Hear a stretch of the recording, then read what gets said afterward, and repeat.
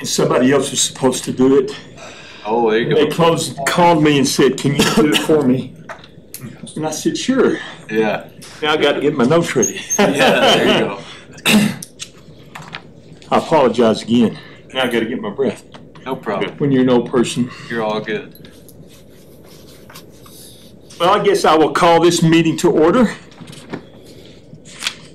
Everybody doing well except for me trying to catch my breath. Yes, we're doing good, Bill. All righty. Well, I guess next on the agenda is approve the minutes from our previous meeting. Everybody have an opportunity to look at it? Joel, we appreciate you chairing that meeting. You're welcome. I move to approve the minutes from the October Okay. 9th, 2023 Planning and Zoning Commission meeting. Got a motion? I'll second it. Got a motion and a second. Any discussion? All right, all in favor say aye. Aye. Any opposed? There is none. Motion carries. Minutes are approved. Next on the agenda, I guess our only agenda item today is to hold a public hearing, consider and take appropriate action on the final draft of the City of Canyon updated zoning and ordinance and zoning map. Did we have a sign-in sheet? Did anybody? We had a sign-in sheet. Nobody has signed in to speak. Okay, good deal. All right, if that's the case, then I'm going to open this public hearing for this action. Y'all have any questions or want to discuss it? Everybody did have a chance to look at it. Yeah. Did y'all get to attend one of the meetings and everything that they had? I know Lucas said they had about 20 there last week. Is that Yeah, what you 20 said? 25, I think, came last Wednesday at that public meeting. And we had a chance to talk with people and kind of walk through, you know, like you and I discussed, Bill, there's not really any changes for anybody who's not planning to change anything. These won't impact. These are for really new development or big Right. redevelopment or changes in existing development. So went well.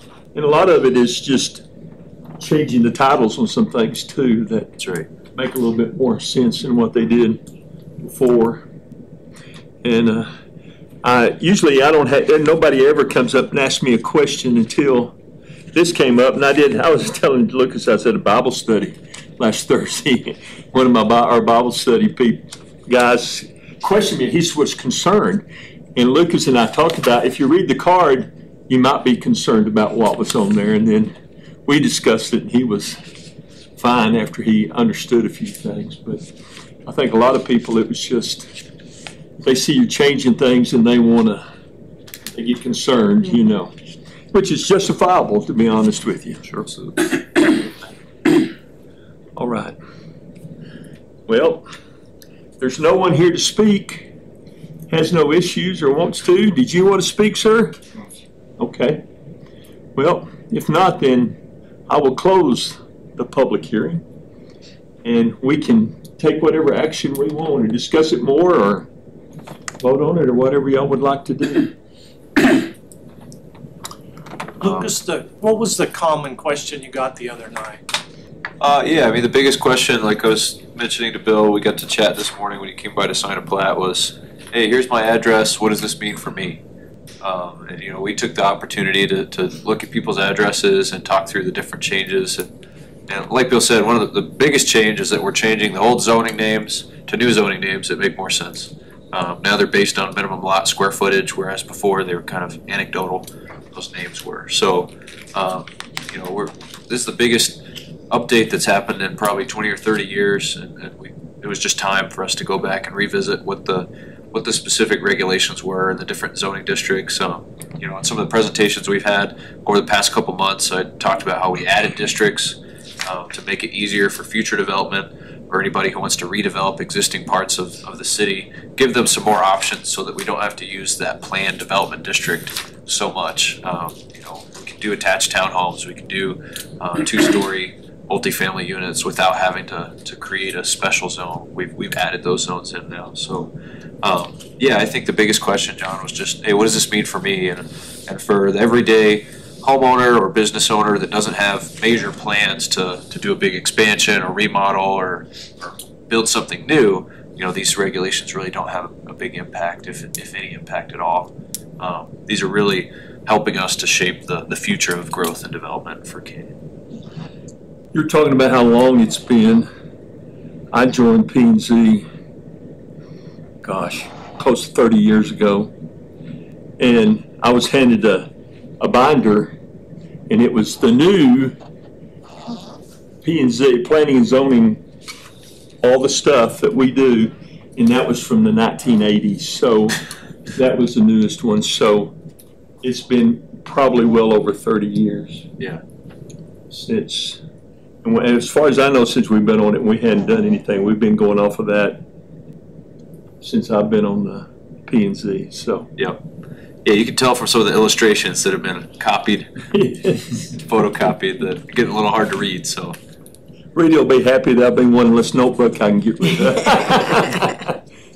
I want to take a second, Lucas, John, Joe, just say thank you. I know this has been a lot of work, a lot of hours that have been put into the new zoning regulations and ordinance, and just a lot of forward thinking that goes into it all. And so I believe it's been well thought out, and it'll position us and be a key instrument for us to use as we continue to move forward. So thank you for you and your team and all the work that's been put into it. Of course, thank you. And really, you know, it came out of the comprehensive plan. Mm-hmm. We actually started this, we started conversations with them in late 2018 related to this.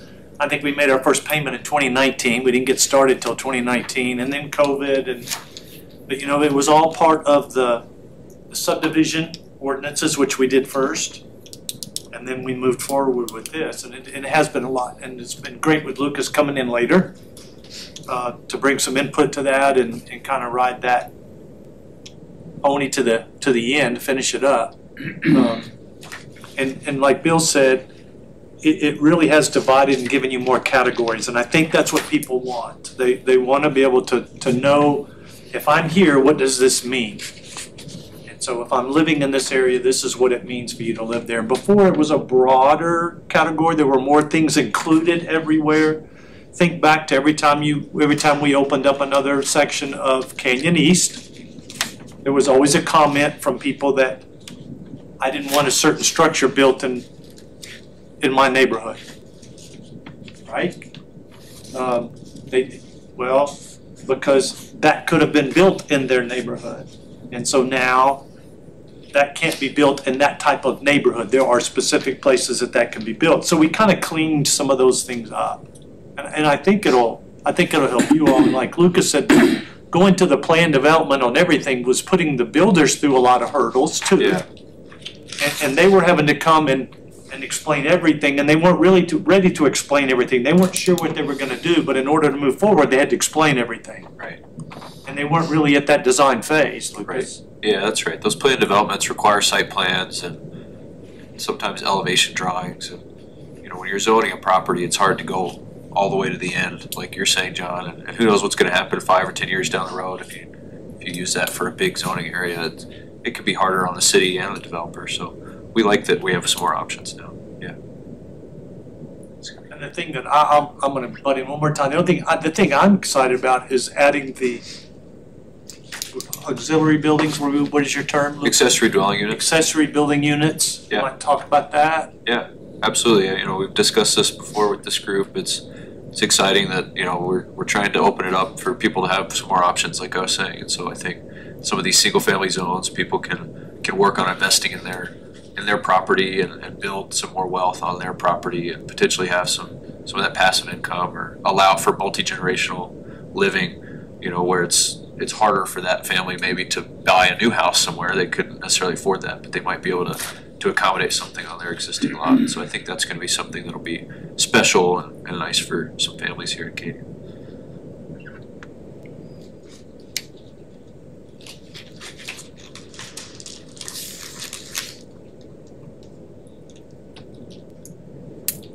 Anybody on the commission have any other questions for me about it?